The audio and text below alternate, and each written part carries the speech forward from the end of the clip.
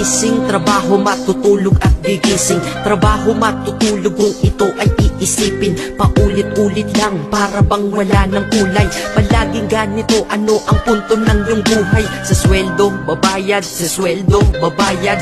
Kakasweldo lang pero ubos ang pera kagad. Ito ba talaga ang binigay na kapalaran? Hindi ka mabubuhay kung hindi mo babayaran. Mahirap pala to, sana maaga kong nalaman. Para kang malayang preso pag di ka anak mayaman. Dahil aking napuna kapag bumiyahe sa umaga. Mga tao sa paligid ko hindi rin maligaya. Tayo ay mga alipin sa moderno na lipunan. Magandang kinabukasan, kailangang pag-ipunan. Pero pagkatapos nun, ano ba ang kasunod? Ika'y magkakasakit, mamamatay ka ng pagod. Di ba napakalupit? Ganito ba talaga? Habang nabubuhay ka, pera ang mahalaga. Kaya magtrabaho ka, magbanat ka ng buto.